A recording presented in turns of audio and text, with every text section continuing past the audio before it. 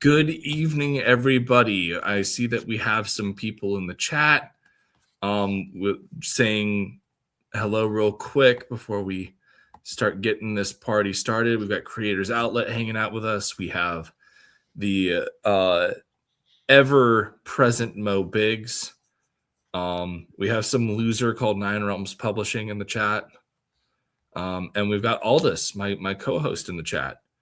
Good evening, everybody. Welcome to tonight's show. I'm Mike Loden, and I am joined by my incredibly knowledgeable co-host, Aldous. Say good evening, Aldous. Good evening, Aldous. No, man, I'm happy to be here. This will be our second round. The first round pretty much focused on costuming and set design and a lot of the background images in that first teaser trailer. In the 5-6 weeks hence, we have gotten a bunch more information, and we're even angrier than we were. Well, and so when we last did this, we didn't even have a teaser trailer yet. They had done a whole bunch of promotional stills that have been put out through Empire Magazine and a big spotlight.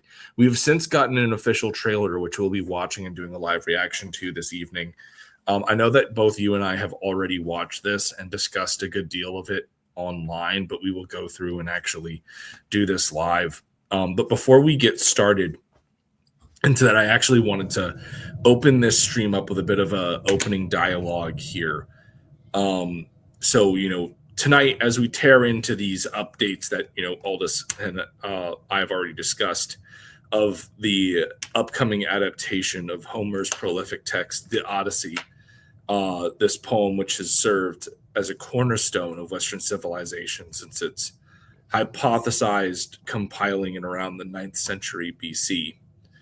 The Odyssey and its companion text, the Iliad, which is one of my favorite books of all time, are just two fragments of a greater whole, collecting the oral tradition of the Trojan War, which was obviously a 10-year conflict that resulted from the abduction of the king of Sparta's wife, the ever-beautiful demigod Helen, by the, quote, deceiver of women, end quote, Paris,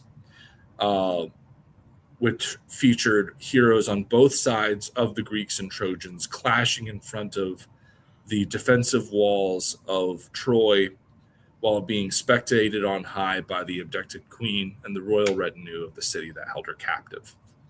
The Odyssey's role in telling this story is nominal.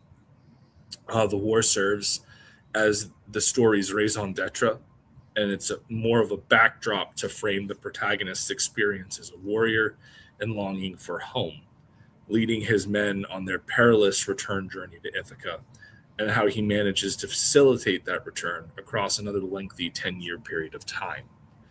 It is filled with such mythical beasts, from cyclopes and sirens to witches and immortal nymphs, and as such, any critique over Nolan's vision that you're going to hear tonight or that you've seen online is being defended against with a, in my opinion, massive straw man argument of, well, it's fictional, it's not like it's real, or standard labeling of people as ists and phobes that have become all too common in recent times. But tonight we're here to provide based criticisms, relying on informing you on the importance of things like Homeric epithets and their role in the storytelling of these poems in particular, and addressing even the historicity of the Trojan War as we delve into these more recent updates from the film. Before we go into this, I want to give you guys a quote that I think is important to frame the mindset of what we're going to be doing this evening, which historian Pierre Briand uses as the opening of his From Cyrus to Alexander book. And even if it isn't true, you need to believe in ancient history. And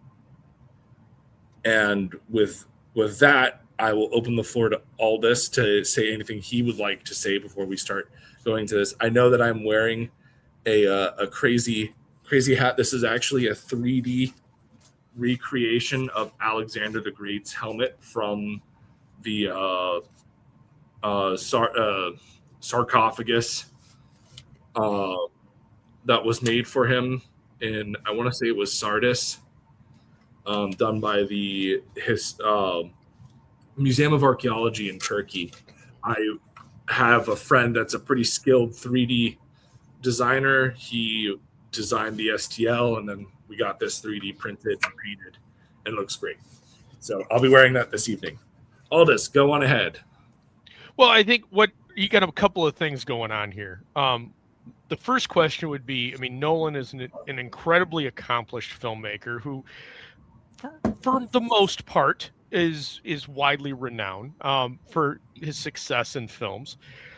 This is his first real historical epic, and what you're seeing, I think, is an artistic interpretation in the same vein that Ridley Scott's Napoleon was an artistic interpretation, to the same vein that, to a degree, Barry Lyndon was an artistic interpretation by Kubrick. But what I think we're missing is that there's a deeper sense of why this is being done. And these changes have to do with mainly the way the studios work and their understanding of an audience. Their understanding of an audience is extraordinarily shallow, as we see by the very products that they push out. But we've got armor that isn't historical. We've got ship designs that aren't historical. We've got casting that is absolutely ridiculous, that only ever goes one way. It never goes the other way.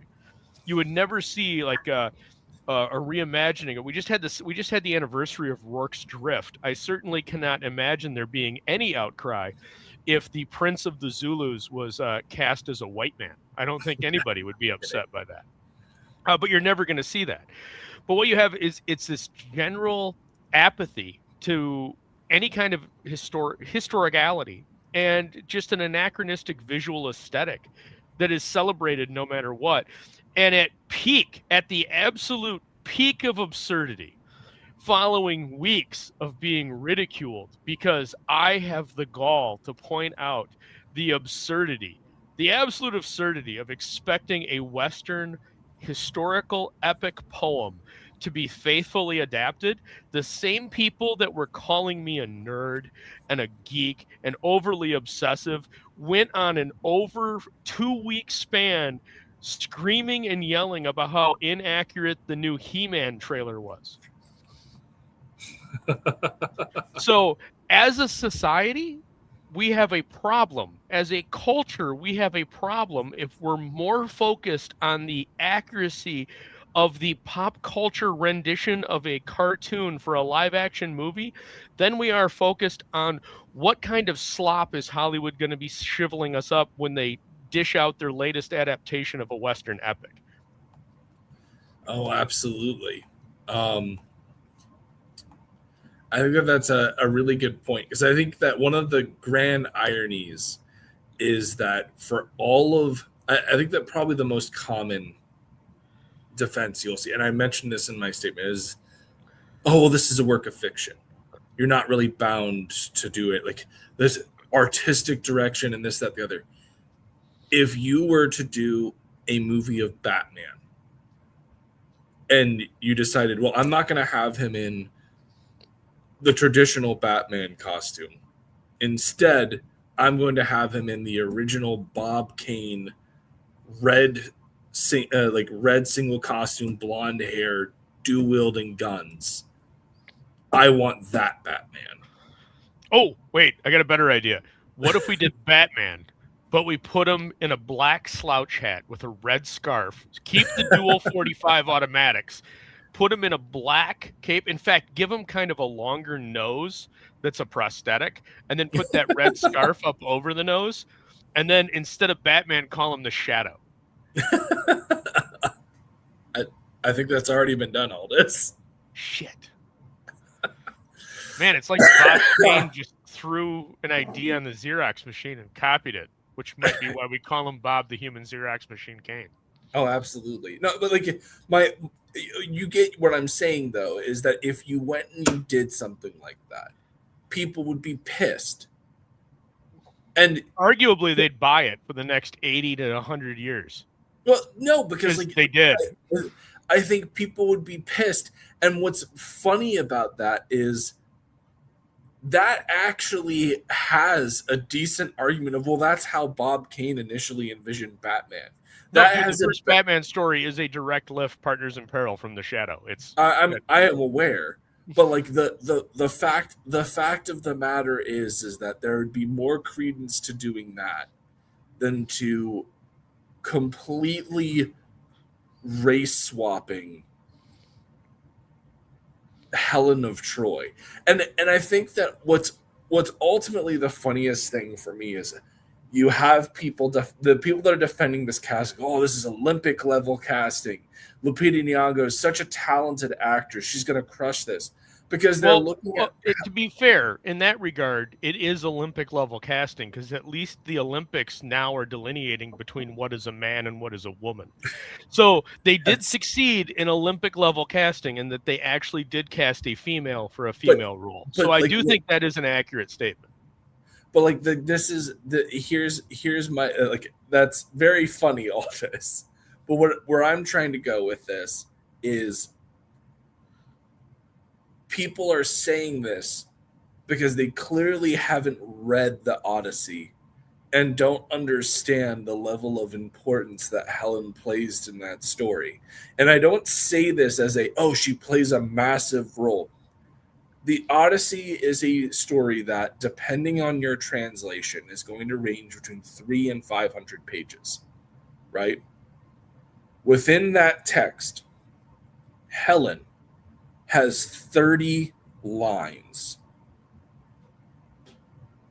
She is barely in the fucking thing. Her role is to recognize that Telemachus is the son of Odysseus. She drugs people's food to help with their PTSD, and then wishes Telemachus on their way, on his merry way. That's it. That's all Helen does in this story. She doesn't play a large role. She is barely even a support character. It's the equivalent of a Stan Lee cameo in a Marvel film. She's literally just there to be like, oh, look, it's Helen. Bye, Helen. And that's it. To establish that Helen's returned to Sparta with Menelaus. That's all that she does in the context of the Odyssey. So to be championing Lupita Nyong'o, like, oh, she's such a great actor. She's going to bring this completely layered performance. What performance? What performance? Helen doesn't play like. And if you're sitting here, as Nolan has stated in multiple interviews before this movie went into production, that he's looking at making the most authentic version of this put to screen, what role is she really going to play? And I think what's even Taz in the chat is bringing up the point that the Oscars changed the rules so that you now need 2 diversity castings. And that there are so many more positions in that you could easily cast. Dude, Calypso. Calypso would be an absolute perfect one. You could do Cersei.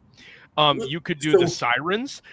There's so many options for where you could place a colored character. And that's of any, whether it's Native American, Asian, Hispanic, it doesn't matter. You could have cast one as Nausicaa. She's in it, but she doesn't play a particularly important role. But Calypso is probably the best one. She's already described, her Homeric epithet is the nymph with lovely braids, right? And then from a pop culture standpoint, she's already effectively been blackwashed, right? She has, because of her Homeric epithet. Even the TV movie of the Odyssey has Calypso played by a person of color, right? Calypso, you have this advantage there where she is described a certain way. She is a goddess, so the laws of reality can be bent there anyway. it works. And you would have had, like, and that's my whole problem is it's a very clear rage bait casting. This was done as a way to create a controversy, Well, and I it don't could think have it's done all just been to avoided. increase the controversy. It's also, it goes back, and you can get the argument that it's not Frankfurt School or that it is Frankfurt School. I abide by the side that it is Frankfurt School because this actress is not what Western classic beauty standards would be measured by. And Helen is Snipes supposed to Junior. be the apex Fucking of absolute beauty. She is the face that launched 1,000 ships. And by doing this, it's that subversive, we're going to take what the established standard is and we're going to subvert it just a little bit and we're going to be subtle about it. But I mean, you can't, yeah, is it subtle that you're playing with it? Slightly, but not very much for anybody that read the book. Oh. Anybody Well, that's, or and not the book, but the poem, if you're familiar with this, it's an absolute ridiculous casting. The fact that anybody's defending it is shameful. It well, it, it is and so intentionally pandering on one side so and subversive on the other that in this is the kind of shit that people are just tired about. well, This is and so still going to like do really well, to but it tap on won't do that. as well as it would have if they would have done the casting better. Well, so and to touch base on what you're saying, here's a perfect example of what I would consider a complete bad faith argument on this. This is my rule for narrative fiction is simple. As long as the character's race isn't central to the story, you have a great deal of latitude. Be convincing. Alec Guinness can be Prince Faisal. James Franco can be Fidel Castro. That's stupid. Javier Bardem can be Desi Arnaz. Denzel Washington can be Macbeth. Jacob Elordi can be Heathcliff. If they remake Ghost, a white actress can be Oda Mae Brown. And yes, the lovely Lupita Nyong'o can be Helen of Troy. Okay, so let's talk about this. First off, this entire notion of like, okay, as long as the character's race isn't central to the story, except it is. Because Well, she's A, Helen of Sparta. well, it's not even just that. What is a Homeric epithet? Right? Like let's talk about what Homeric epithet is. So, a Homeric epithet by definition is a repeated descriptive phrase, often a compound adjective used in Greek epic poetry to characterize a person, god, or object. However, what is important to note is that the purpose of them is not just to describe it's not just so like they serve as mnemonic devices obviously for poets and listeners filling out the meter while reinforcing character traits, but they're essential. They're essential to the storytelling. These are how you are going to paint the word pictures into people's heads and get them to see things. And so when you have these Homeric epithets, which are effectively defining character traits, that does affect the narrative. And the fact of the matter is that Helen has quite a few Homeric epithets. So she has Dios Thugater or Dios Ekgagauia, which is daughter of Zeus, obviously emphasizing her divine parentage. There is Leukolenos, which is white armed, which is a highlight of her beauty. There is Caliparios, which is fair cheeked, highlighting again her beauty, and Eukomos or Kalikomos, which is fair haired or lovely haired, which is a highlight, which also highlights her beauty, but it's used more in an intimate situation where like Paris and Helen are having a private moment. And then she has Aegea, which it links her to the Argive region, which is generally used to give her contrast between Trojan the Trojan retinue to kind of delineate a difference in appearance and culture.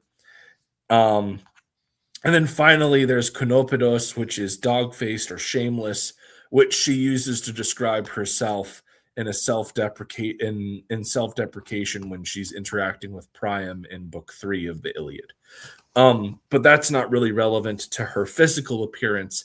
That's her criticizing her moral failures. But of all of those things stated there, we have, for her physical appearance, white-armed and fair-faced. Why are these things important? Well, white-armed you can take as being literal, as in she is white, or there is an even thing of, because she is of the noble class, she's not out in the sun, Which so would be she's more more pale. likely the case. And then again, you have the same thing with fair faced, which is again a reference to she does not have the burden of being out in the sun, out doing work, so she's pale. Then you add that into the fact that this is a Greek narrative. She is a Spartan noble, which means that she is of the Heraclid class. All of these things play into the narrative storytelling because it's all about establishing what? Setting. It's all about creating suspension of disbelief that this takes place in Greece, a culture, a area and setting where the Greeks are notorious for their negative views on outsiders. They're incredibly xenophobic, especially when taking within context of modern standards. They actively look down on every culture that isn't their own. Well, and let's pause there momentarily and go to something that we were talking about in the pre-show, which is Yeah. the entire story of the Odyssey is obviously it's the conclusionary chapter of Ulysses' story coming back from Odysseus' story coming back from his time in the war. But the important part is why did the war start? The war started over Helen. Yeah. But that's how the poem frames it. But and here's where it's a myth comes into play. Well, it's a metaphor. So, like, why did World War II start? Well, World War II started with the Japanese because they bombed Pearl Harbor. Well, why did they bomb Pearl Harbor? Well, we had sanctions on them, and we were kind of doing everything we could to goad them into a fight. So, but what's the universal mnemonic? If you ask anybody on the street, why did we get into World War II? They bombed Pearl Harbor. Everybody slowly forgets, generation over generation, all the little things that led up to that moment. It doesn't justify the attack on Pearl Harbor, but it explains why that event happened. The further away you get from that moment, the more it becomes, well, they just bombed us at Pearl Harbor for no reason. And then the next thing you know, there's an epic story, and that oral story gets told over and over and over again. And the next thing you know, 1,000 years later, it's out of nowhere, the Japanese bomb Pearl Harbor. It's the same thing. Helen just happened to run off with Paris, and all the Greek city-states joined forces and went and fought because she's the face that launches 1,000 wars. More than likely, that's the cover. The Greeks wanted to fight the Trojans. Why? Because of, just like you said, they're xenophobic people. They hate everybody else. Troy was a major power at the time, and they wanted to eliminate it because it was a future threat. No different than Rome and Carthage. No different than France and England. No difference than the U.S. and the USSR. Over and over and over again throughout history, this pattern repeats. So to add on to that, given the fact that within the Greek texts, within the Homeric texts, Troy worships the same pantheon that the Greeks do, I'd be willing to bet that there's probably an Ionian aspect to Troy as well, where they are kind of a Greek offshoot. And so the relationship's probably not dissimilar to what the Greeks had with obviously the Ionian Greeks or even the Macedonians, where they kind of viewed them as cousins, but they're still their superiors. And like this is a common theme throughout their history. I think that that's an excellent point that you made there is at the end of the day, history does to an extent get watered down to its simpler points because the overall picture can become diluted and confused in smaller details. So it's like there's the inciting incident, and that's treated as the whole when it's really just a smaller picture. It's a smaller part of the picture. I do want to address the thousand ships were delivering her lie relaxers from Mo Biggs. That's um, and then at least Ogden is consistent. He treats the chat like an aspiring black actress and relentlessly gatekeeps us.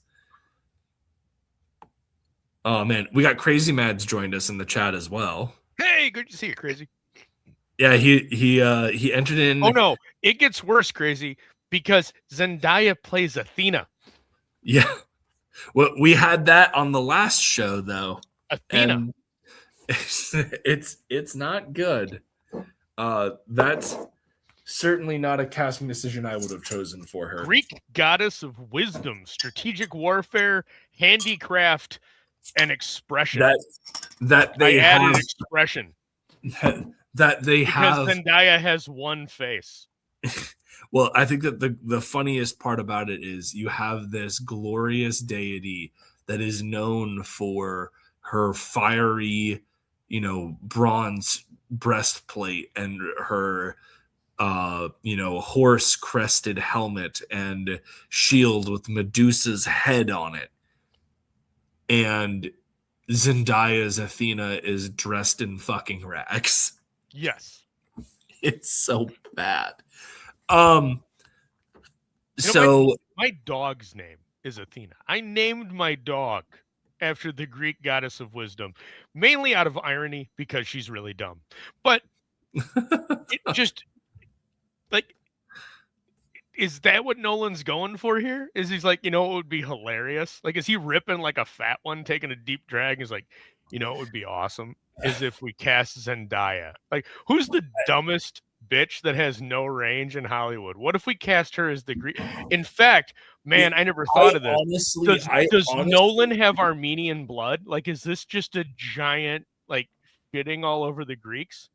I honestly don't even think that this is a Nolan ask. I think that, and I think I even said this on the last show, I think this is a Holland ask. I think Tom Holland is engaged with Zendaya, and any single chance that Holland has to go on is going on to film, he is making sure that Zendaya is involved in the production in some way so that he can spend time with his fiance. But she didn't ask to spend time with him on Dune. That's go like, hey, can you hook Tom up with a role? Like, oh wait, Tom's busy. But like, Tom like has at the end of the day, Oh. Tom Holland has also vocalized that being an actor isn't his top priority, and that when they do start having kids, he plans on pulling a Rick Moranis and retiring from acting. Well, Rick Moranis did it because his wife died, not her career ended. I understand, but I'm using that as a parallel of when he starts having kids, he wants to focus on being a dad. He doesn't want to keep doing the acting. And I actually respect him for that. But like I don't think that was a Nolan ask. I think that was a Holland ask, if I'm going to be completely honest. I don't want you to do that. Lie to me, baby. You want me to lie? All right. Well, that's not what I do. We've been joined by South River Studios. Howdy. Hey, Hojo. Yeah, I saw Hojo mentioned it up on top. Where was it? He goes, he was told on Twitter today, Helen of Troy can be black because she's a mythological god. I want to believe. So, and this is the thing that I find interesting is that everyone points to, look up Helen's origin and how she was born and tell me how there isn't leeway. It's like, okay, so here's the problem. Homer does acknowledge that Helen is a demigod and is born of Zeus. Homer never describes how she was birthed. And this is one of the things where the amount of information that we know about classical antiquity, Greek culture, religion, everything like that is a drop in an ocean of information we've lost. Like the amount of history and mythology and everything like that, understanding that we have of Greek culture and Roman culture, all of that stuff is so tiny. Like, and I think one of the best ways to prove to give a good example of this is Alexander the Great is easily one of the most written about figures of classical antiquity. Our top primary sources on Alexander the Great would be, by modern standards, considered secondary sources. They are biographies written by later historians who lived a solid 300 to 400 years after Alexander died, writing analyses of firsthand accounts from figures like Ptolemy, Nearchus, and some of his companions. Well, that's not. And we've lost all those. We've lost all of the primary citations, but yes, we have secondary sources that we can't confirm that are quoting primary sources. You've got Ptolemy quotes Alexander's campaign journal in 3 of his volumes. We just can't confirm it. Well, 100%. But like that, my point here, Aldous, is we don't have the information. Like there is probably other versions of a Helen's birth. There are other versions of all of these things. But there's one thing that is concrete. She is a daughter of Zeus, even by Homeric tradition. And she is of Argive blood. She is a Greek. Yes. And those things are non-refutable. And as such, Lupita Nyong'o is poorly cast. And as I already established, Helen has 30 lines of dialogue in the Odyssey. That's barely 2 minutes. So I personally really enjoy Lupita Nyong'o as an actress. I think she's fantastic. That is an absolute waste of her talent when there are better roles, far more suited for her, that would not have caused this much of an issue. But it doesn't even come to the fact. You don't even need to say that, I think she's very talented. It doesn't matter. She's not the person for the role. She is. I'm not going to cast Woody Harrelson as Malcolm X. Like, it doesn't work. Yes. Well, it's like if I'm going to go make a movie about the romance of the Three Kingdoms and I cast Michael B. Jordan as Lu Bu, I'm going to get my ass kicked. No, actually, you wouldn't. You're on your fast track to Hollywood now, buddy. Well, I know. Okay, but here's a great example, right? Like Lu Bu, it romanced the Three Kingdoms, an absolute stud of a warrior, like just a hell of a mercenary, right?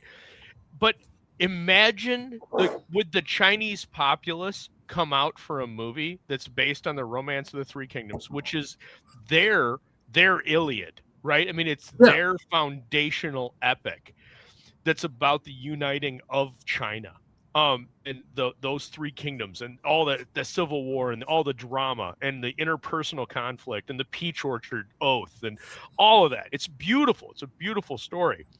But Lu Bu stands apart. He's one of the greatest warriors. I mean, there's that great scene in the book where he shows up. I think it's during the Yellow Turban Rebellion, and he just by him showing up, an entire army routs because he's got that. He's like their Achilles, right? He's intensely feared.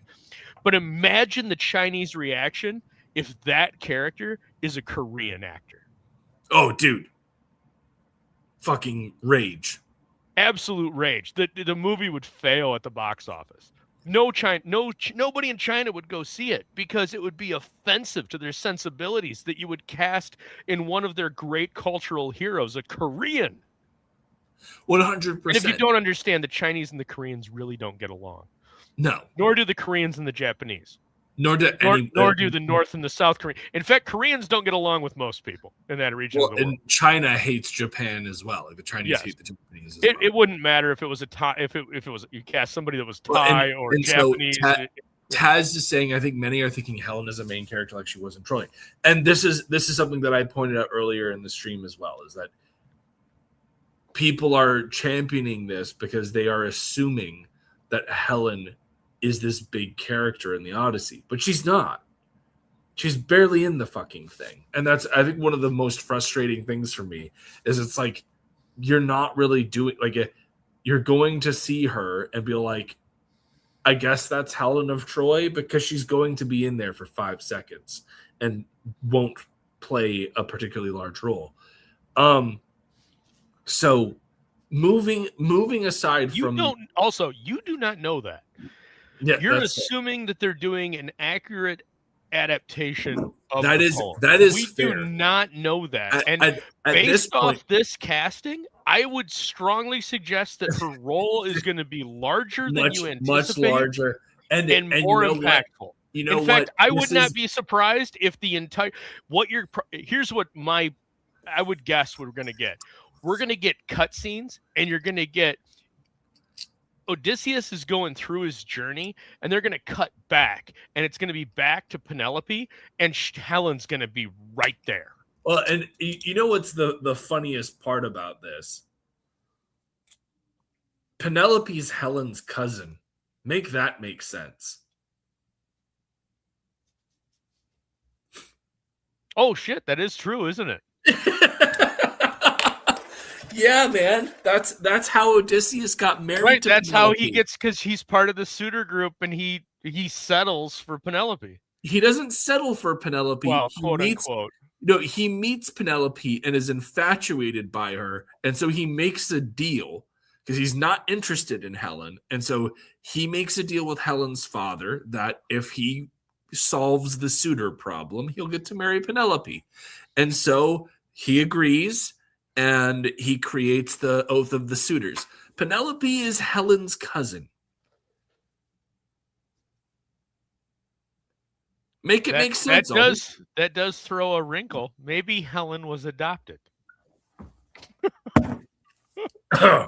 Maybe a Nubian king visits Sparta. Jesus. But like that's, again, this is just going into all the fucking problems. Is Penelope is Helen's cousin. They are would just solve everything if she wasn't Greek. In fact, could we make her not Helen of, like, what if she was Helen of someplace else instead of Helen of Sparta? What if we did that? And so I'm just spitballing here. It's all terrible. And you know, I think that you're right. We can't assume that we're going to have, like, the casting a lot refutes that. But, like, you know what? We haven't done this yet. Let's watch this trailer and break it down. Hold on. Do we have to? Yeah, Aldous. That's part of the reason we're here, is people have been waiting for this for fucking months. I like Citizen Ronan says Helen of Detroit. I'm a huge fan of that. That has been a very funny thing that's come out of this. Oh my God. Dean James is here. He says that he blames Idris Elba. And you know what? There's definitely Elba, man. Well, he's talking about Idris Elba was cast as Heimdall in the Thor movies. Oh, yeah. And like, it started there. Oh, great. Oh, really? There goes Helen in my mud shark auntie. Jesus fucking Christ. All right. Start the trailer and just be ready to pause it. Yeah. Does this one, I can't remember if this one shows a good look at the Trojans, and the Trojans are wearing fucking Corinthian helmets. I think this is the one in my head. I'm All gonna have right. an aneurysm. It's so bad. All right, let's go.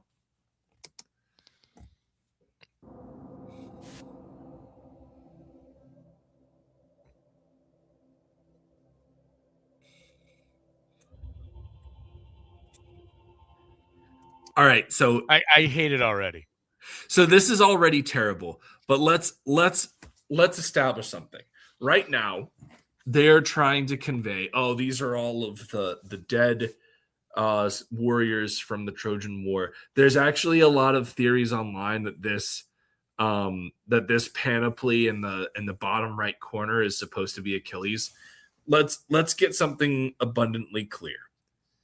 If we're looking at it like the bigger heroes of the Trojan War, they're not just getting buried by the Greeks. They're getting effectively temples erected in their honor where they can be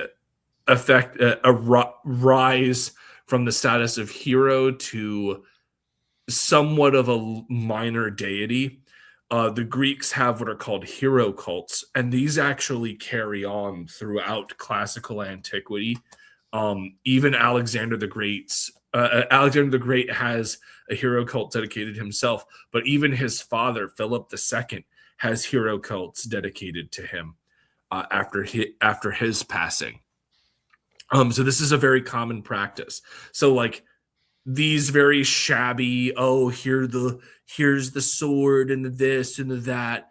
This is meant to actually convey the imagery of GWAT, where we had a very common practice of putting the right, like for RKIA, we would put the rifle in the sand with their helmet and the boots, and that would kind of symbolize a headstone and what have you. Like they're trying to convey that kind of imagery. It's fucking stupid. It's shitty.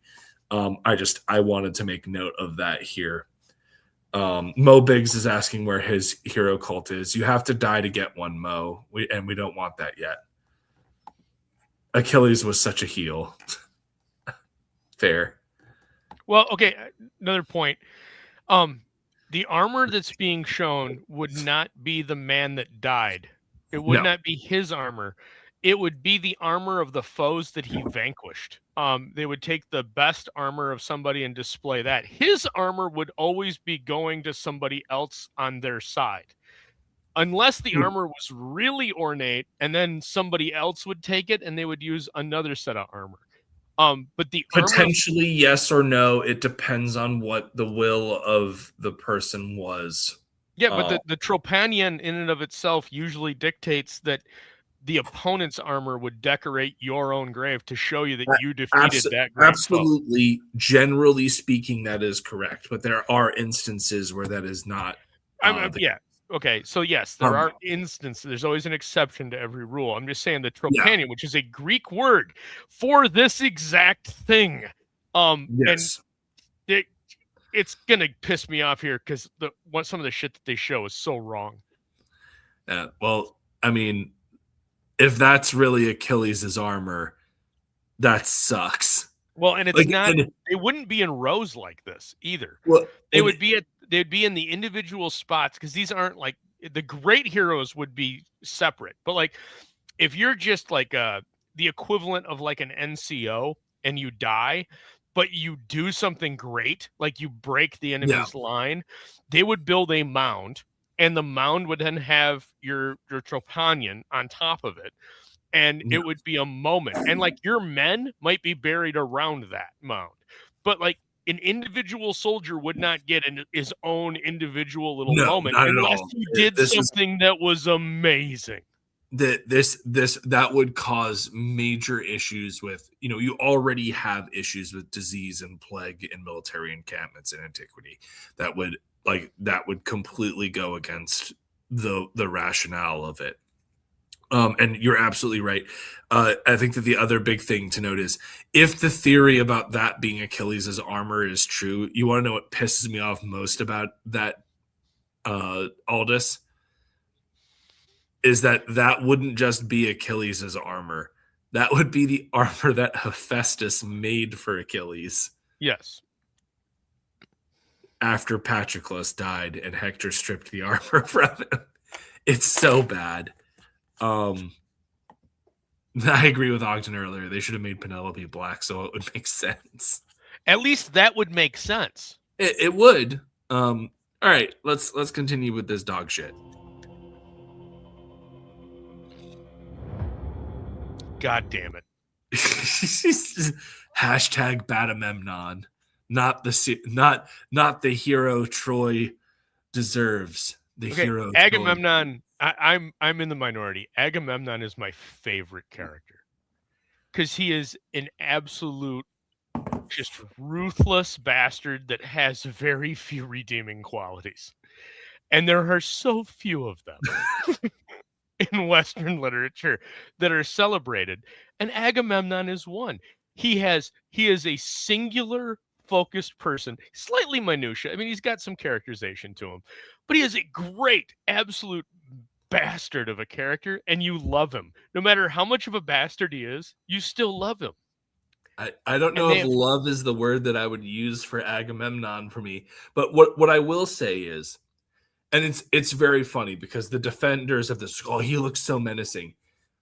There is one book, there's one story in the tradition of the Trojan War where Agamemnon should not be portrayed as a menacing piece of shit. And that's the Odyssey. Yep. Because the whole point of his character in the Odyssey is to provide a narrative foil to Odysseus. The focus of Agamemnon in the Odyssey is that him and Odysseus are friends. And the first time you see Agamemnon in the Odyssey is when Odysseus goes into the afterworld and he sees Agamemnon's shade. And he is a broken husk of the man he was in life. And he finds out that Agamemnon was murdered by his wife.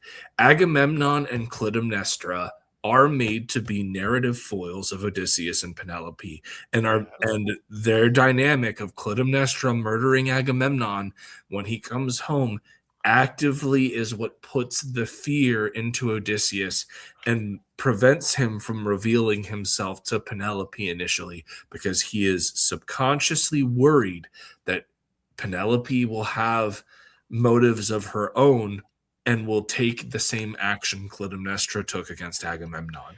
Well, and stop me here when I go, if I go a little venture off, because it's been a while. But Agamemnon he's intelligent. He respected. Mm-hmm. Odysseus is intelligent and respected. Agamemnon is brutal. He is a hammer to an anvil, whereas Odysseus is a scalpel. They have different. They're the opposite in every regard of what they do. So the metaphor of implying that their home lives, their wives, their relationships with their wives, everything else it's the opposite sides of the coin. And this is where I think we fundamentally disagree, because you'll say that this whole story is just Odysseus's story, and I disagree. This is the story of all of the leaders, and that the war, it's kind of a post-traumatic, in a modern parlance we would call it a post-traumatic stress story, because it's the damage that the war left on them all.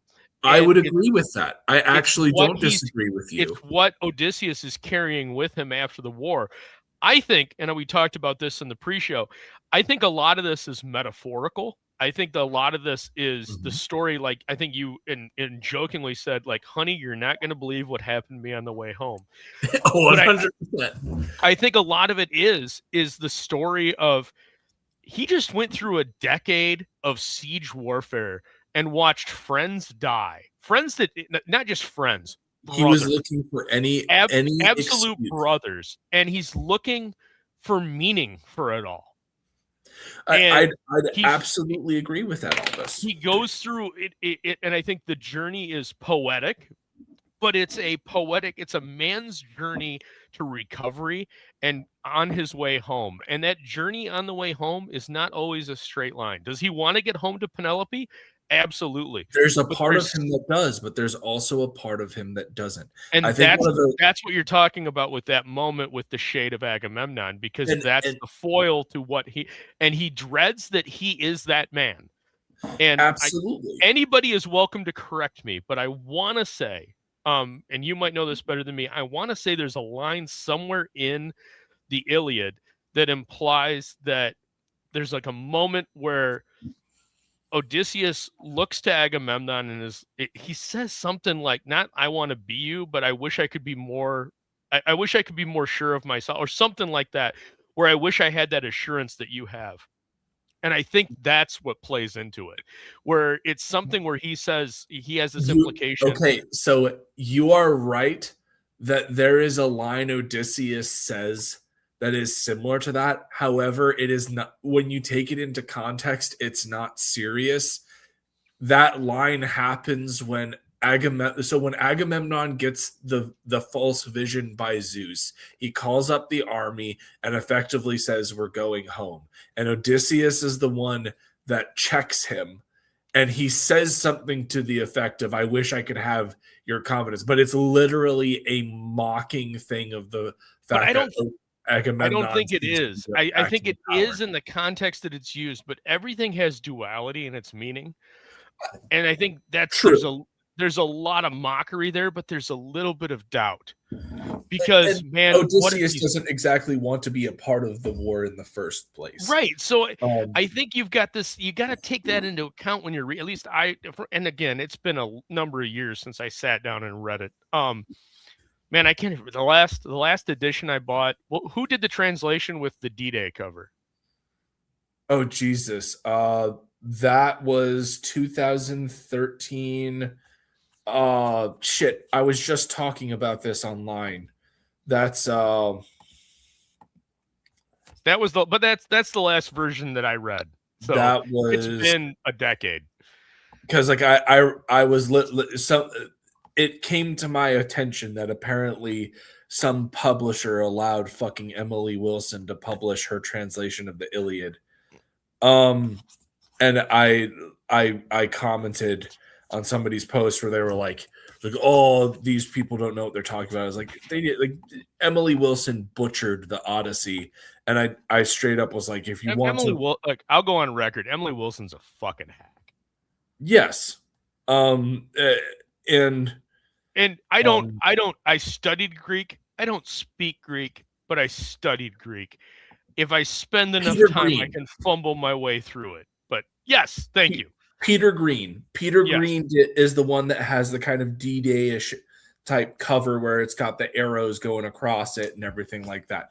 That's Peter Green's translation. I personally really enjoy Robert Fagel's. He did his translation in the 1990s, and it was the first translation I read. And I actually, my fiance got me a beautiful Folio Society edition of the Iliad. It's upstairs on my bookshelf. That's a an illustrated version of Fagel's translation. It's very good. As Stephen Mitchell did a translation in 2011 as well. That's pretty solid. But like Emily Wilson is a fucking hack, and like all you need to do is look at how much reduction she does. And it's funny because I was looking at the translations earlier, and they had all of it, so, like a bunch of translation, all of the Iliad translations side by side. And they had, it was the opening line of the Iliad. It generally is like, "Sing goddess," or "Sing O muse of wrath of Achilles, son of Peleus," and this, that, the other. And it almost feels like in her version of the Iliad, she's trying to compensate for how much she took out of the Odyssey, Yes. because like she got massive. Like, you read her version of the Odyssey She's and there's no struggling to honesty. she started off, right? She started off the blocks and knocked the first 8 hurdles down, and she's trying to clear that 9th one so that it Fucking looks Mo. good. Ogden has strong feelings on women being allowed to publish. That's not true. I Like, do. I think most historical women authors shouldn't be allowed to publish. I think they're too emotional and they don't understand historical context. I'll say I it. You think don't have to. I that will. That's your opinion. I have Madeline Miller's let's look currently at all of the historical historians, all the historians that are published in quotation marks that are piling on Shelby Foote because he paints too romantic an image of the Confederacy. Shelby Foote, the greatest Civil War author ever to exist. Like women, look, I'm not a misogynist, but the mass majority of your gender is making me one. Oh my God. Well, all I can say is Madeline Miller, Song of Achilles was okay, but Circe was absolutely fantastic. And I have that book on my shelf with my copy of the Iliad. Miranda actually got me a beautifully illustrated. What was that? That was Easton Press edition Easton of does Circe. good stuff. Oh, it's fucking beautiful, and she made sure she got me the special edition that's signed by both Miller and the artist that she had. And I have immense respect for Miller because even if I have issues with Song of Achilles, when I was deployed in Qatar in 2016, I actually had a multiple email correspondence with Miller where we were talking about some of the creative decisions she made, and it was just a fantastic conversation. I have immense amount of respect for her. And I will defend her work. Like, she does a great job. And while there have absolutely been people who have tried to ride her coattails and have ruined, have been ruinous in terms of their interpretation of classical myth through a quote unquote modern feminist view, Miller is the exception to the rule. She's absolutely fantastic. And Circe is a great read. I think no, I have a Easton Press copy of the Kalevala, and highly recommend it. They're expensive, they're a little pricey, but if there's a book that their illustrated Tolkien is on my want list. Dude, Easton Press is fucking beautiful. They're fantastic, and they are worth. They make books for people that love books. Yes, no, and the same thing with Folio Society. Like, that's the whole point. Like, they're beautiful. Ulysses blows, by the way.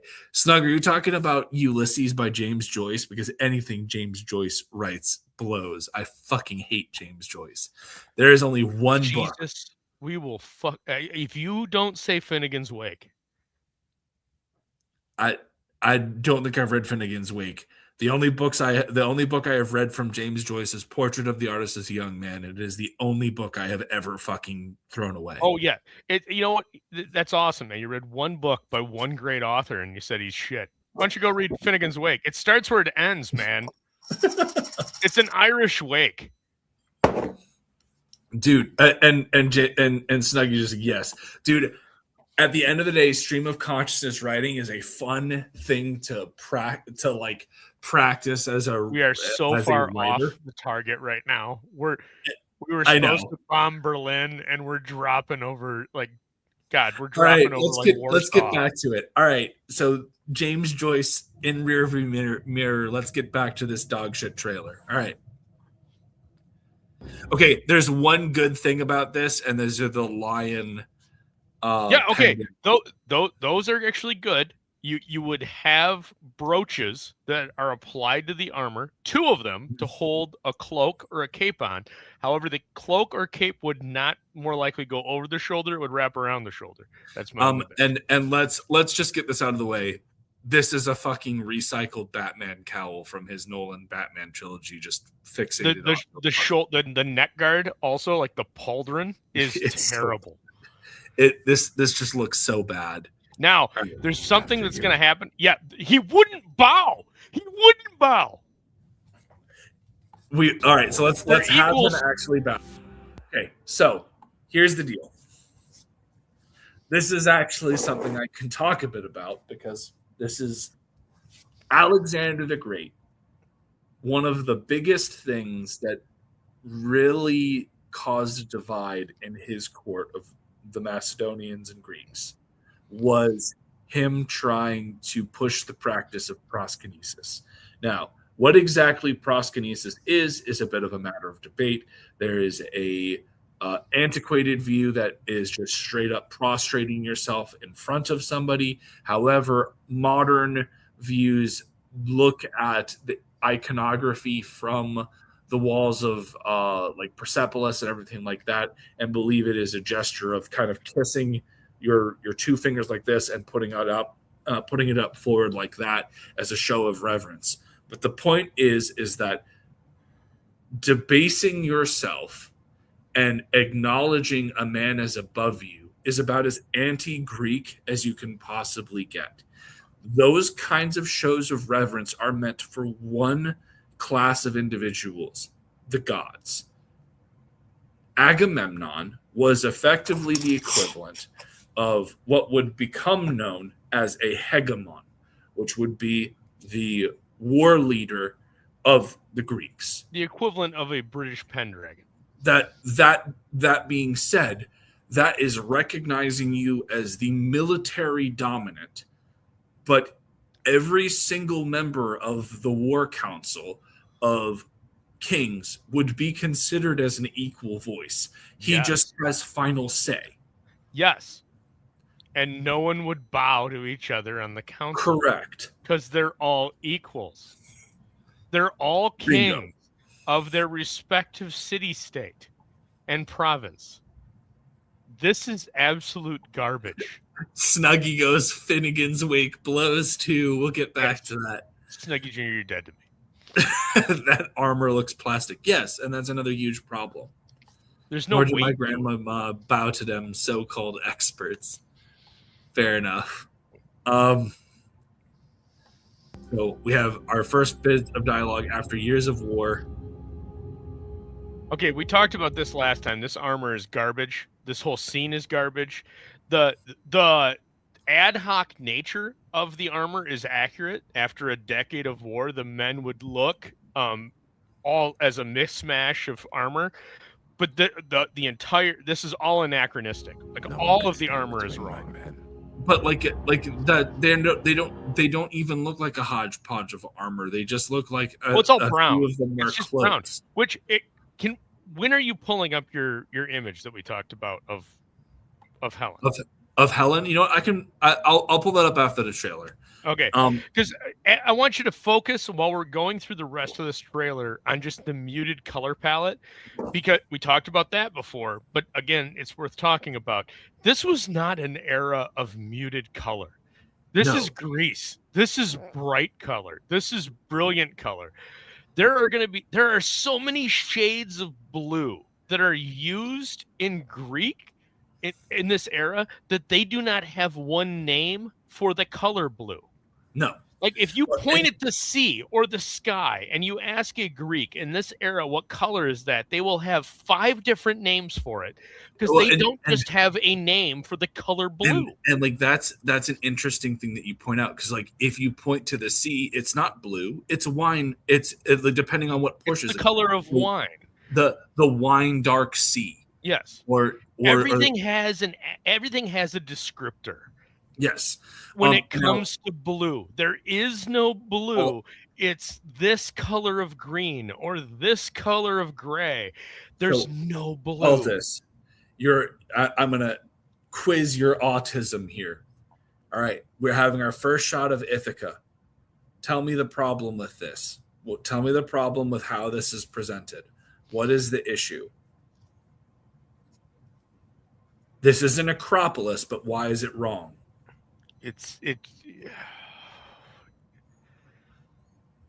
Oh, you're pushing my tism here. I don't know. What style of Acropolis is it? You've got me on the architecture. I don't know. This is about 5 centuries later. This is not a Mycenaean Acropolis. Because it's stepped? Yep. It should be flat roofed. It's too high up. This is too high.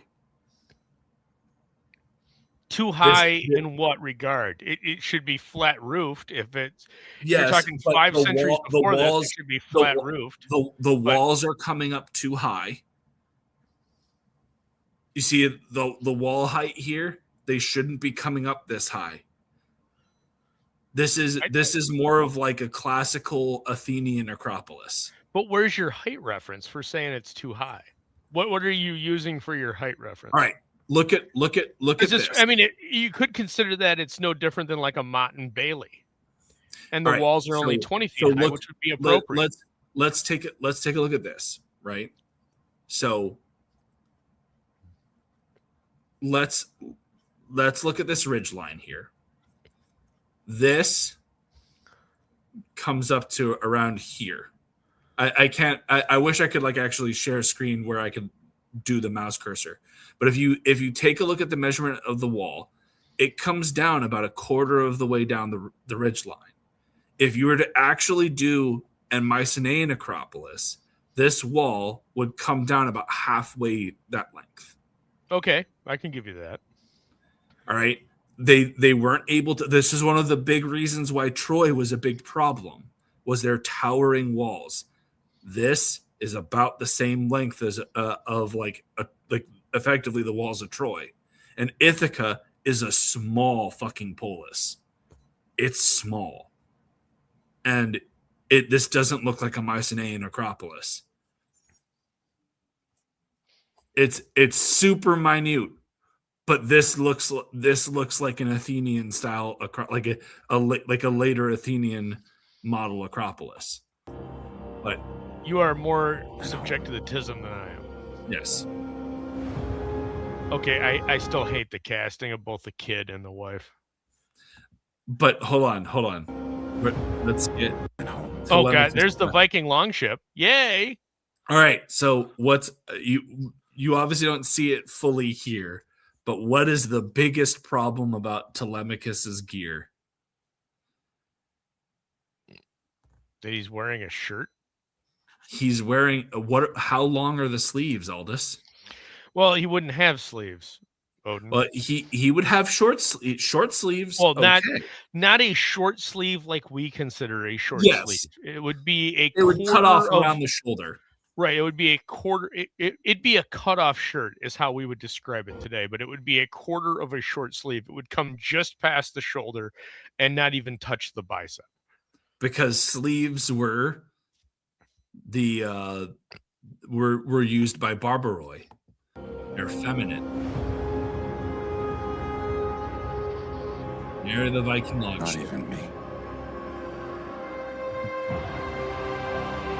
Also, to note, we just talked about how like Greece has this beautiful, vibrant color palette.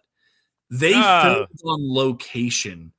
All this, they filmed on location at like throughout the entire Aegean. Whoa, Mo, we never said it was a fantasy movie. I said it's based on myth. But the myth has historical context, and this is a historical event that archaeologically has been that occurred. Schliemann found Troy. Troy was a city. There was a war that occurred at that site. And we have findings as recent as July of 2025 to support that there was a large-scale war. So we know when it happened. We know about where it happened. So based off of those two factors, there's historical context for it. Yes, there are mythological elements to it, no different than there are mythological elements to King Arthur. God, there are mythological elements associated with World War II. I want you to go 2,000 years forward and think that is anybody going to believe that one guy hopped on the back of a burning tank destroyer and with an M2 was able to hold back an entire German company? Because that's how Audie Murphy won his first Medal of Honor. Yep. Oh, no, he couldn't possibly have done that. There's only 500 rounds in the casing for an M2. Well, he did it. You don't even know why Cleopatra got that big-ass swag. There you go. Oh my god. I need that. I need my that's the joke gif. We love you guys. All right, so let's keep this going. But yeah, the filters are a sin. They absolutely destroyed cinema. Right. So I don't think you see the helmets in this trailer. Those are Corinthian. You can see them. But like when they released stills shortly after this that showcased the Trojans, and not only like the Trojan armor still looks like dog shit. Okay, but there is a But win. There is a looks massive win here. It's we have to we've criticized, so we have to compliment where compliments are due. Odin, you challenged me on the Acropolis. What is the compliment to be done in this still? Well, it's certainly not the guy riding the horse because we didn't have mounted warfare back then. But That's it's not more true. They still had horses, and they had horses, but they were chariot driven. No, there are instances of individuals in Asia Minor riding horses in this era. But what Scythians, and they were potentially influenced, like influence of the centaurs, but the Trojans themselves would not have been riding horses. Yes, but if somebody of this era was to be aboard a horse, what would they not have? Stirrups. What does he not have? Stirrups. That's a win. Saddle. Those are both wins. Yep. Now, there is one critique. I have spoken with a historical reenactor who, based off of archaeology, has stated that you would not ride this way. You would still ride on a blanket. Yes. You would throw a blanket over the horse so that the horse is calmer as you're riding. Plus, it also creates a barrier between your bear skin and the horse. There's less friction. Well, it's less about the friction and more about padding for you, unless you're a eunuch. Because apparently and I've never ridden without a saddle, but I can only imagine how painful that would be. But yeah, so we have to give a little bit of credit here. They did not use stirrups. They did not use a saddle. So my credit where credit is due, as it is slightly anachronistic. I can, however, this is in Troy, so we're in Asia Minor. You could have a Scythian officer that's decided to ride a horse. Okay. But let's talk about not on a saddle. He has no stirrups. This is a win. Where the Trojan horse would not be this deeply buried into the sand on the beach. Well, if it was, everybody inside's dead because they're all drowned because would be at low tide. Yeah. Because if it got that buried, it would have had to go through high tide. So everybody inside is now dead. Yes. And on top of that, the whole point is they made it easily able to be brought into the city. Well, obviously this is easily able. They've only got like 100 people pulling it. It's fucking stupid. I agree. Here they are inside, not dead.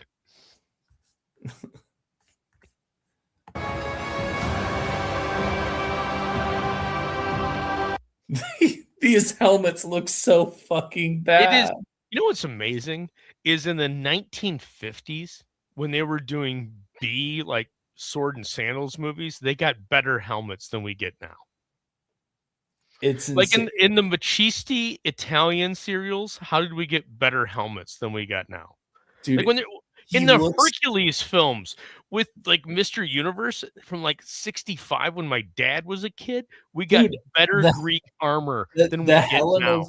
The Helen of Troy movie in the 1960s, which comically has the Greeks use a fucking siege tower. Yes. No, that's a great movie, by the way. It's so fucking bad. No, are you kidding me? It's just fun. It's so terrible, but it's fun. Dumb. It's like Kirk Douglas in the Vikings, where the drawbridge goes up and he throws the throwing axes, even though the drawbridge is totally an anachronism.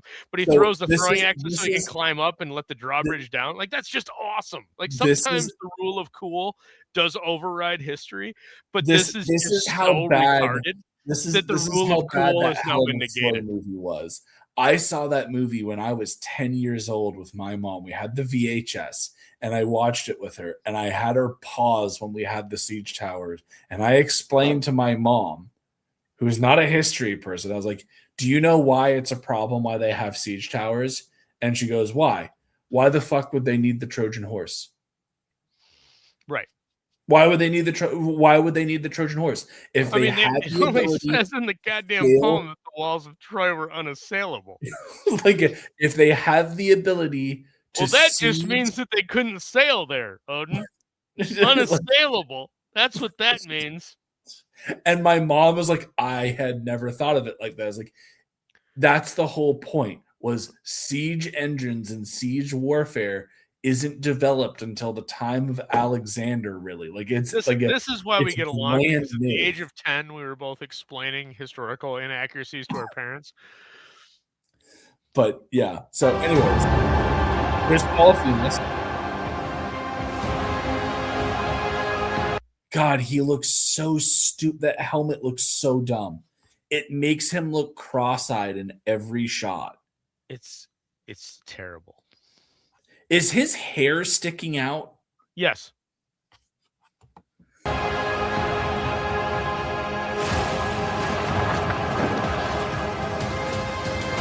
Those crests are just you know what would be actually funny though is if the crest like the longer he's gone, the crest just gets bigger. That would actually be funny. That would be a great gag. If they pull the whole Scary Movie gag where like the lady sheriff's hat just gets comedically large, right? Like if his crest just gets comedically larger as he's longing for home because he hasn't gotten it quote unquote cut yet. Nose. Oh God.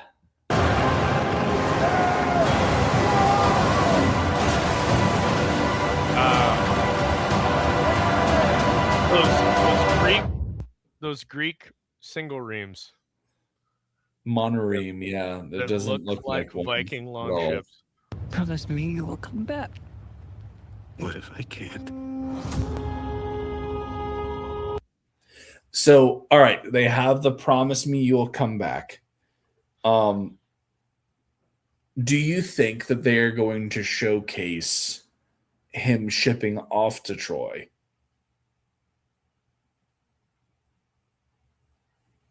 Yeah, well, they've got to, right? Otherwise, you have no frame. 99.9% of the audience for this movie is never going to read the poem. That's fair, because we are now we're an illiterate society. We no longer read. The people that what is it, like 90% of the books that are bought are purchased by like the same 5% of the population. Like it's ridiculous. The amount of literate people we have that are and then if you break down who's buying what, the vast majority of it is just book slop. Like people aren't reading classics anymore. That's why what was the graphic novel? It started off as a webtoon that did so well. That's just like it's horse lop. It's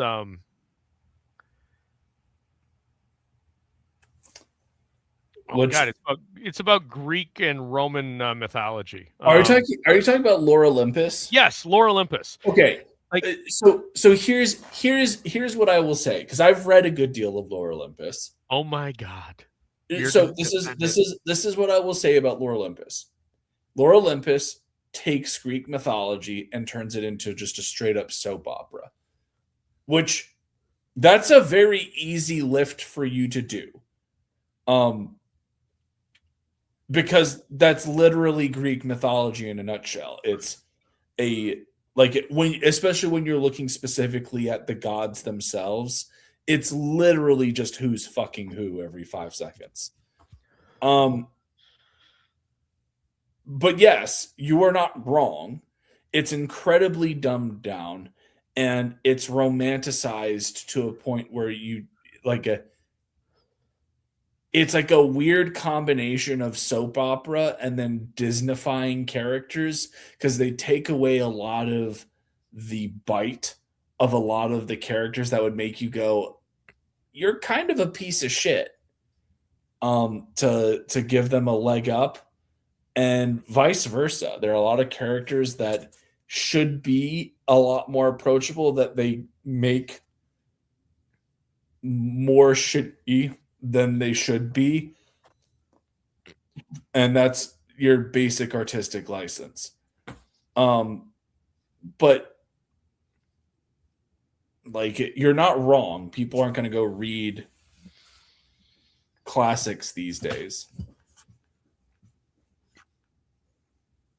There is nothing I can say that's positive about anything you just said. That's fine. And I think less of you now, sir. That's fine. Because that is horse slop. It is. I'm not going to say that it isn't. I have read a good chunk of. Well, I read a bit, and then I fell off. But like at the end of the day, Greek mythology does lend itself to the soap opera format very well. Not denying that, but in the method it's garbage. That is absolute garbage. Just read the original. Why would you not? Why would you not read the original? The original is better in every context. There's more drama. There's more melodrama than you could ever build up in Laurel. But in any case, let's move on. Let's finish this goddamn trailer. I mean, we're done. Like the only thing that it's literally just this for the next Okay. 5 seconds. So 12 days after my birthday. 12 days after my birthday. I have to. I'm going to turn 46, and then I got to suffer through this. Happy belated birthday, Aldous. Go see the Odyssey in theaters. Yeah, I'm not going to pay money to see this. I'm going to watch this on a Russian mirror, and I'm going to mock it relentlessly. Dude, you know what? I might not even. I still have not watched Napoleon. I have watched the Austerlitz scene like 5 times with my dad. I thought that you did watch Napoleon. Yes, I love this. No, I've never watched. After you called me, I never watched it. My dad and I canceled our tickets. We never went. It's bad. It is really bad. We did get tickets to the 1970s Waterloo. We local theater they were showing that on a Sunday, like 2 weeks later. So instead we went and saw that. That's a good use of your money. It's way better than Napoleon. Oh yeah, it's got Steiger in it, man. You can't. That's a great film. I mean, it's not Sharp's Waterloo, but it's damn close. It's damn good. Sharp's. It's really funny. So, my old AP Euro history teacher, Major Tynan, loved the Sharp stuff. He hated Sharp's Waterloo, and his big issue with Sharp's Waterloo was that he felt that Cornwell unnecessarily made Sharp an assassin against the Duke of Orange. And I was like, I get what you're saying, but it's the Duke of Orange and he sucks. Yeah. And he deserved to get shot. Absolutely. I was like, I understand where you're coming from, but like, he's the Duke of Orange. Like, everyone should clap when that dude gets shot. He sucks. Yes. Well, all British generally do, unless you're Gordon. Oh, man.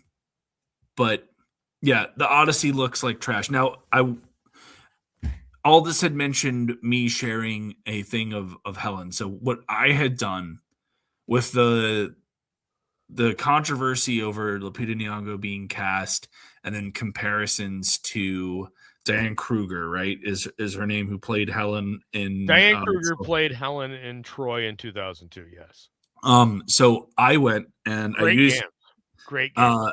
I used ChatGPT to generate a portrait of Helen based off of her Homeric epithets, the style of Mycenaean and Minoan women of that period, from their dress to their makeup.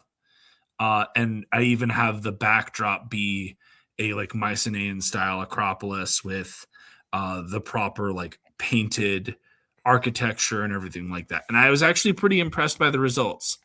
And I like it, like all of this wanted to share it, obviously, because it showcases the color that this film is very much. No, the color is so incredible.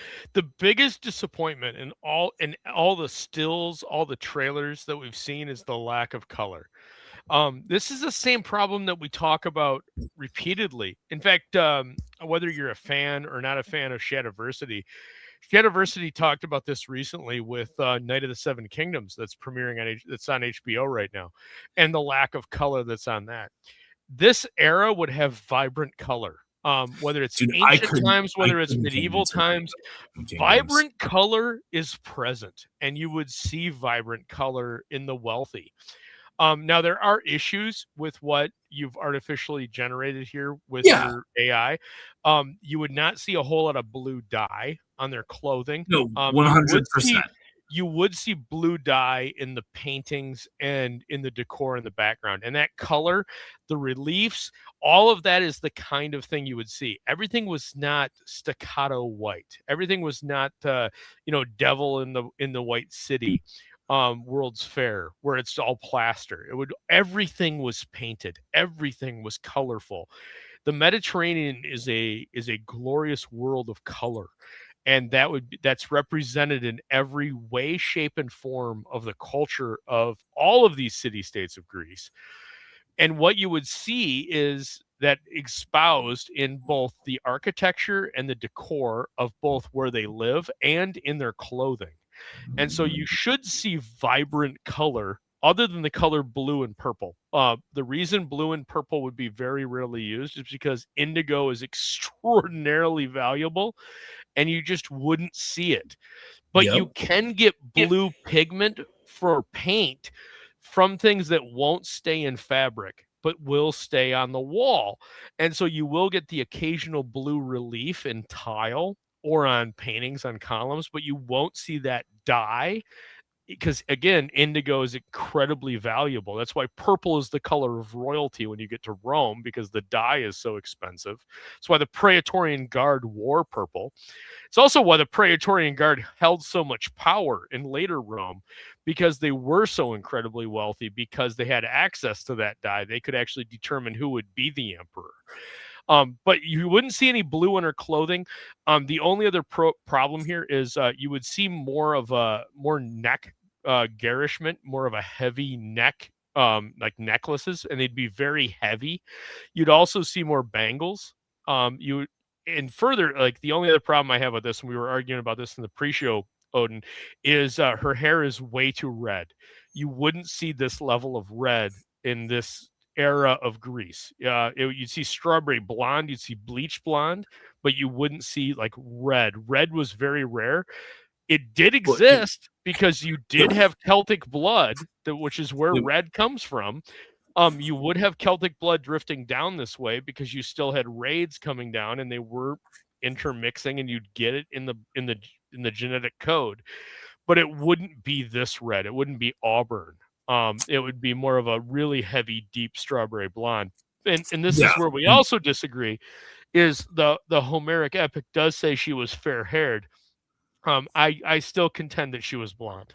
Because a blonde, that's in generally... Sparta in this era would be, if she was like a true bleached blonde, that would be rare. No, and I agree with you there. The reason why I went the direction that I did was because the epithet that is used for that for it's light-haired is what the direct translation is also used for Achilles and Pyrrhus. And Pyrrhus is known for having fiery hair. And so I figured a strawberry blonde would be better, and it is a little bit of a deeper hue of red. But no, I will knife fight you on that. She was more likely just a dirty, a blonde, but a dirty blonde. Because that would be rare in the Isles. That would be rare in Sparta, that you would have somebody with blonde absolutely hair. Well, like she would be striking and different, and that would set her apart. You would see a lot of brown hairs, a lot of darker auburn hair. You'd see a lot of black hair, but you would not see a bleach blonde hair. That would be something that was striking, and again, that sets Helen apart. That makes Helen different, and that would set her out. That if she were to walk amongst because here's the thing, this isn't just a poem. This isn't just something we read. This is something that was ingrained in Greek society, which means if you're going to get to that level, that this was an oral tradition that carried on for people saw Helen, and nobody for generations. Like, imagine your grandfather. This would be like your grandfather seeing like Sophia Loren or Marilyn Monroe and going like, she was the absolute most stunningly beautiful woman I've ever seen. Well, and to that, and to then that spending point, the next 10 minutes describing her to you. And I she's only even glimpsed her once, but effectively. she stole my heart. Like everything about her was absolutely stunning. And and but moving it in words that moved you, and then you would tell your kids, and you would tell your kids, and because the woman was that goddamn beautiful. No, 100%. And to that point, the Spartans even, we talked about hero cults earlier. Helen has a cult of beautification where like the Spartans held her in this regard where if you had an ugly child, you could bring her to the temple of bring that child to the temple of Helen, and the ghost of Helen would come and bless the child with beauty. Like that's how like she was like later, even past this. Right, but to go further into this, like, the painted face, this is the biggest problem I have when they go to Penelope, other than her cans not being exposed, because at least one can would be exposed. Um, and they should have done that. Like, it's ridiculous. Like, why would you not do that? I don't care who the actress is. Like, just have a breast exposed. Nudity is not something that's foreign to Hollywood. Especially considering all the modern thing of like, I think it's ironic that it's like, oh well, it's female empowerment 1 second, and then the next Right, like, like, we're just a bunch of pervs. It's like, but except this is accurate to what. Okay, and actually, after our last stream, I showed my wife some of the makeup of what they would be wearing at the time, and on a Saturday, she did up her face and was like, "Oh my god!" Like it's it's beautiful. it's absolutely stunning. When you see like, because it's the way the gradients work, like it works every line of the jawline and the forehead and the cheekbones, and I, women know makeup. I don't know what she did. I just showed her a picture and she did it, and it was like, holy shit! Like it's astounding. What they're what they do great work, and they did it for a reason, and it makes them look beautiful. And it it needs to, why you would not include that is especially because you've got a whole category, because obviously the studio's looking to win awards, right? So you've got a whole award category that's just for makeup. Like, why would you not doll up your actress and make her look as great as she possibly could, instead of the dour drape her in like canvas cloth and like the roughest fabric you can find? Like, this is Penelope. She's the queen of Ithaca. She would be draped in the finest fabrics that they could acquire, and they are wealthy. They are very wealthy. Well, and even if you were trying to have it be that she's like, because there's a good portion of the poem where she's in quote unquote mourning, because this is how she's staving off the suitors, right? Is she's, oh, I have to weave the funeral shroud for Odysseus's father because we're in mourning, and so I have to finish the funeral shroud before I can wed. And this is where we have the fantastic story of she weaves the funeral shroud during the day, but at night she undoes all of the work she did during the day. So that way it's just a perpetual task that never gets done. Even if you were playing off of that, it comes across as so bland, and it is incredibly frustrating that Nolan has taken this very bright, very And big, again, we haven't powerful seen it region yet. and culture. It doesn't, dude. I would hope that what we're seeing are just flashbacks, and everything from Odysseus's point of view is washed out and bland. But the minute we go back to Ithaca and we see Penelope, that it is colorful. Except we know that that's not the case, because we've seen the pictures of her holding the bow. We've seen, even in that trailer, she's there beside Telemachus, and Telemachus is in a gray, muted costume. I'm just trying to salvage what I can here, man. there's no salvaging it. Choices were made, and the fact of the matter is that Nolan took this very bright, very vibrant and colorful culture and region and muted it to hell. And like that's just it's the sad reality. Now that being said, we're at an hour and 36. And Indeed. Well, we- if I could, like to give a shout out tomorrow at 10:30. JP and I will be doing the show yet again. We'll be talking about a whole variety of things. Like Odin, did you realize last night at the Denver Nuggets basketball game it was Serbian night? I didn't. I don't. Yeah, they really were follow that, so celebrating all of the local Serbian community in Denver. Which is fantastic. I mean, that's awesome that they're outreaching to that community. They also chose to celebrate a veteran that evening. That local veteran happened to be an Air Force pilot that flew during the Kosovo campaign. Oh wow! So they filled the stadium with 40% Serbian Americans, and then celebrated an Air Force veteran that bombed the shit out of all of their ancestors. That's the kind of thing you get over on the show.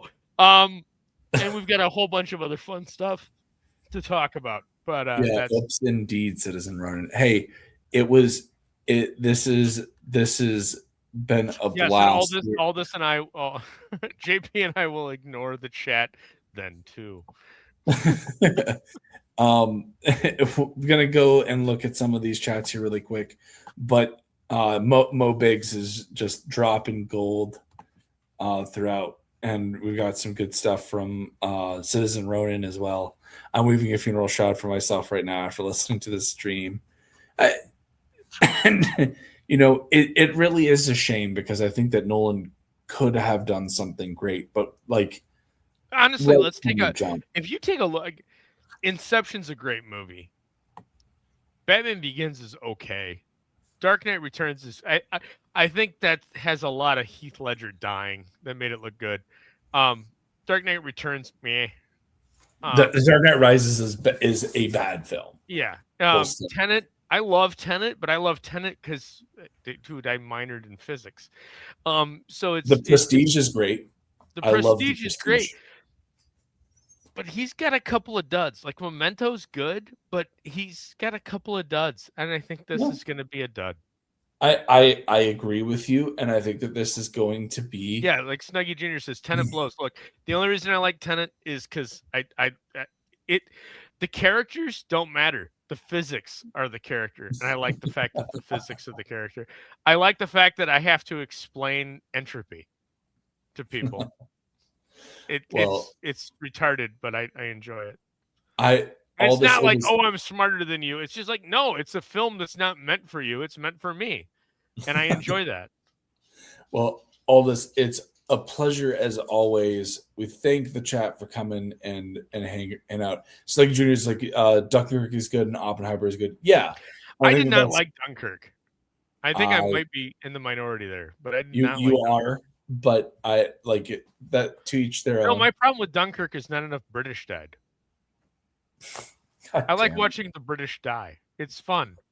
Oh my god! What? I don't understand why. If you're an American, why would you not want to watch the British die? Like that's fair enough, I guess. Like, oh look, monarchists are dying. Oh dear! Like, all right, they chose the wrong side. It sucks. Anyways, it has been a blast chatting with you, Aldous. It's unfortunate that, it's us railing against yet another terrible adaptation of one of the greatest stories ever told. But always a pleasure. Here's what you can do. When on July 16th, when this drops, I would ask you a favor. I would ask everybody to instead of running out to the theater and watching Christopher Nolan's adaptation of the Odyssey, I would ask you to watch the fantastic Michael Caine film Zulu instead. Stay at home and watch Zulu. Find somebody that's never seen Zulu, bring them into your home. Find somebody in your family that's never watched Zulu and just watch Zulu at home. Yeah, so and you will be my much more entertained because my at that day, more men earned the Victorious Cross than any other day. well, so because of a point of spite, I already told one of my best friends that I will rage watch the 2001 Helen of Troy miniseries. 2002. Is it 2002? I apologize. 2002. 2002 You get to Helen of see Troy oh, yeah, miniseries. it's so terrible. You get to watch a movie where you see Diane Kruger's cans. That's so awful. No, I'm not talking about Troy. I am talking about the Helen of Troy Oh, the Helen of T- Troy. Oh, okay. TV special with like Rufus Sewell as Agamemnon, Oh, and God, that's awful. That's yeah, a special kind of awful. yeah. I would Keep rather watch keep the that. case next to you closely. Yeah, I'm aware. I know it's bad. I would rather watch that than support Christopher Nolan. But anyways, it's been a blast chatting. Thank you to the chat. Thank you to my gracious co-host. We are going to Gracious is a questionable use of terms, but absolutely. All right, you guys have a good night.